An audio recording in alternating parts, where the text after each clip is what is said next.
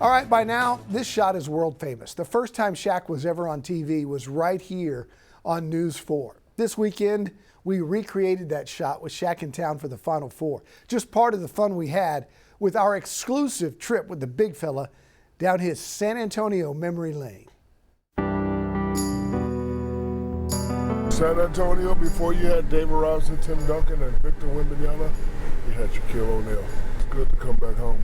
It has been 35 years since a young Shaquille O'Neal roamed the streets of Fort Sam Houston in the halls of Cole High School, seemingly a million miles away from a jet-set life of one of the world's biggest celebrities, complete with his own plane, yet always a fond memory on return trips to his hometown. My favorite movie is Superman 2, where he goes back to the North Pole, wherever he's from, and he gets his power back. So every time I'm in San Antonio, I always come here. I go to my theaters downtown. I go to Taco Cabana on Parambital. I ride up and down 410, south side, east side, just, reminiscing about the things that I used to do. Oh, the things he used to do. It's the stuff of legend. And this weekend it came full circle. Now an industry unto himself, Shaq was back at Fort Sam where he first dreamed of this unbelievable life. So we have a famous soundbite of you saying, when I graduate from college, I want to make about $6.2 million a year. After I get my degree in college, I want to make about $6.2 million a year. Remember that? I think $6.2 million is probably what you spend in dry cleaning now. Yeah, I would agree. I tell people all the time, when I was coming out, my dream was to make $8 million for 10 years, $800,000, and I had it set up. I was going to get a house in the Dominion. I was going to get me one Mercedes, and I was going to get me one Jimmy Blazer. That was just my dream. And then by the time I got there, the money was just so enormous. You've always been an entrepreneur and thought about entrepreneurship. Tell people a little bit about where that came from and how it inspires you to do what you're doing now. Because you're an industry. You knew my father. My father did a great job of telling me how great I was not. My father did a great job of telling me about the what if. My father did a great job of showing me horror stories about other professional athletes, and he did it every day.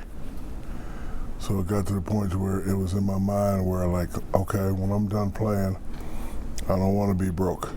67% of all professional athletes, 5 years after they're done playing, have nothing. I don't want to go back to that. So what do I have to do? And he was always saying, hey, I know you're doing movies and doing albums, but you promised me you would get a degree. So I just really focus on business, and it was here that I created the character known as Shaq. People ask me all the time, how do you get all these commercials? I'm like, because I'm authentic. What I mean by authentic is I don't sell you something that I'm not. You know me since '89. Silly, funny, can get aggressive on the court only, great sense of humor, and all the companies that I've dealt with, I think they understand and appreciate that. A kid asked me the other day, how does it feel to be rich? And my answer was, I never wanted to be rich. I just wanted to buy my mother anything she wanted.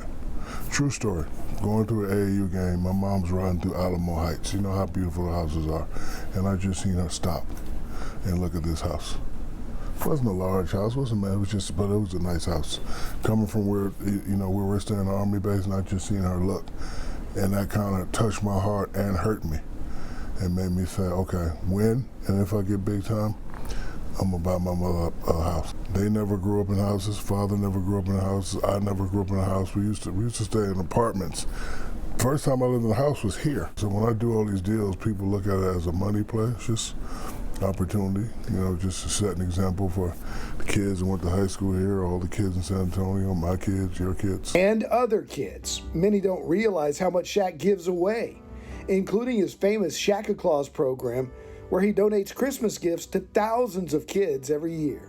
Everything that I've done that's been charitable has been my mother and father. And You know, I always talk about how he used to take all his Army stuff. We used to go down to the Salvation Army and give the guys his old fatigues, and they would look at it like it was Gucci and Louis Vuitton, and that has always touched me. So he always said, if you make it big time, you help those in need. And if I can get a text from my mother that says, "Good job, baby," that's better than receiving the text to say, "Oh, you have gained 15 million insurance on the company that you bought." Those texts mean nothing. If I can get a text from my mom, "Oh, I heard you in San Antonio and you're talking to Don Harris. Baby, thank you. He was so good to us."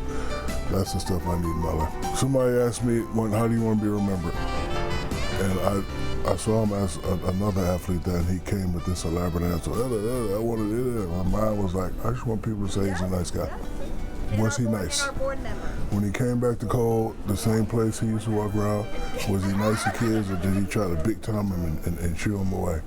When Don Harris, the guy that put him on the map, tried to interview him, did he put him through all of his assistants, said, "No, talk to Shane, talk to Jim," or did Shaq say, "Hey, I don't want to talk to nobody but you"? So as long as they say I'm a nice guy, that's the only thing that matters to me.